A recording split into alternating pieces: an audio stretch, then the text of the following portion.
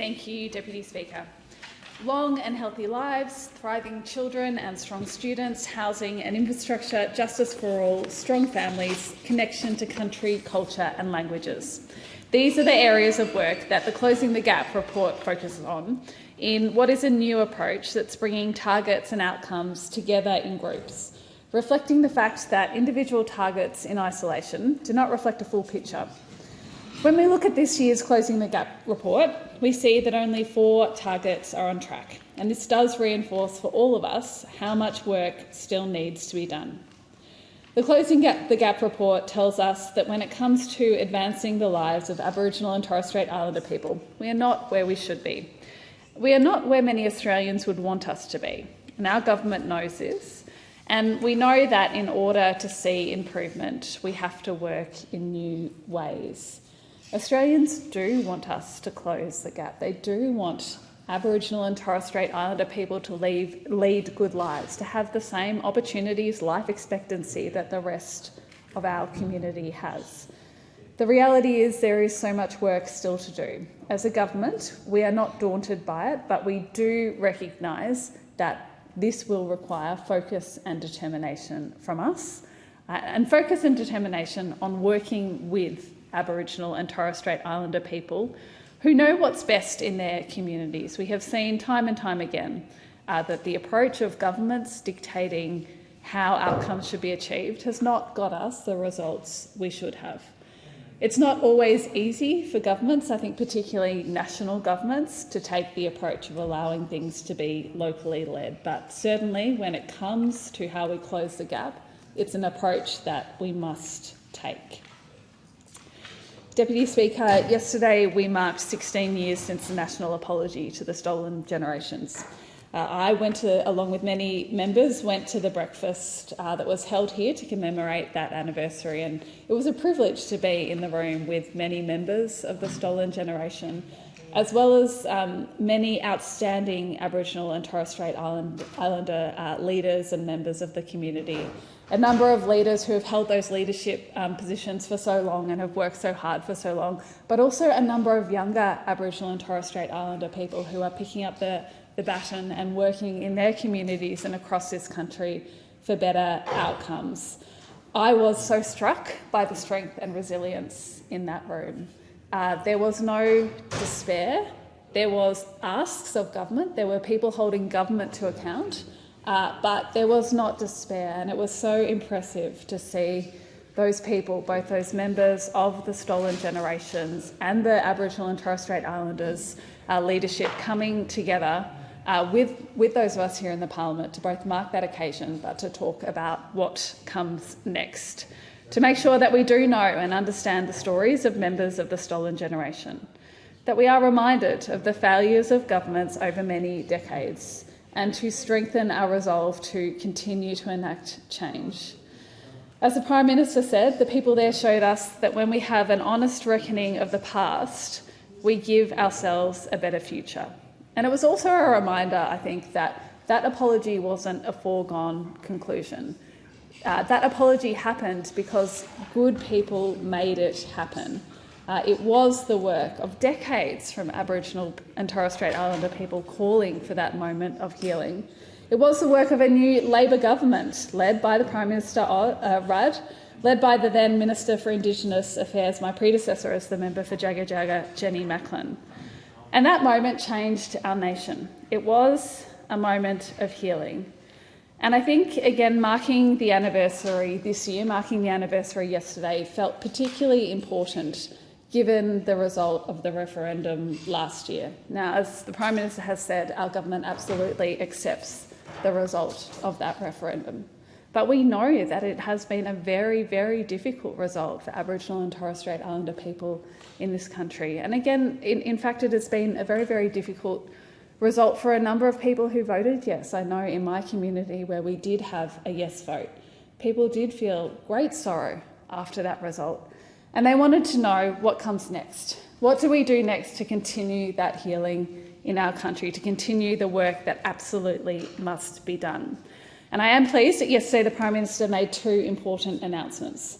The first of these is the Remote Jobs and Economic Development Program, a program that for too long, under the failed CDP program, has not delivered job opportunities for Aboriginal people. So this is a new jobs program, providing people in remote communities with real jobs, proper wages and decent conditions.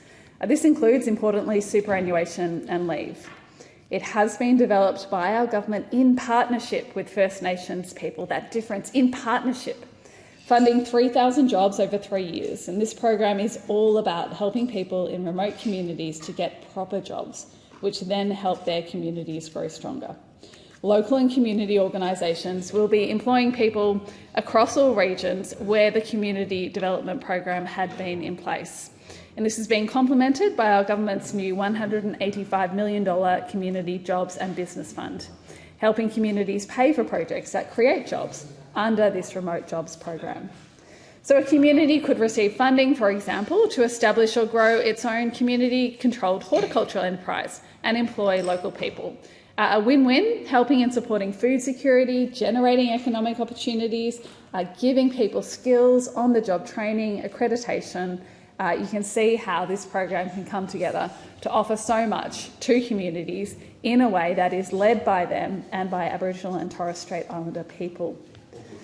Deputy Speaker, importantly, our government also announced the introduction of a new role, the National Commissioner for Aboriginal and Torres Strait Islander Children and Young People.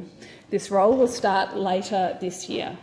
Indigenous children are almost 11 times more likely to be in out-of-home care than non-Indigenous children. That is just simply not acceptable. It is a tragedy. We do know that once a child is on that trajectory of out-of-home care, it is very hard for them to get their life back on track. And so we all have a responsibility to do more about that. And that's why I think it is important that we will have this new Commissioner role that will highlight this really important issue, but also this problem that we have right across our country, and work with Aboriginal and Torres Strait Islander Australians on evidence-based programs and policies to advocate for and amplify the voices of First Nations children, those children in out-of-home care who haven't had that voice before, who haven't been able to talk to policymakers about their experiences and about what should happen next for them.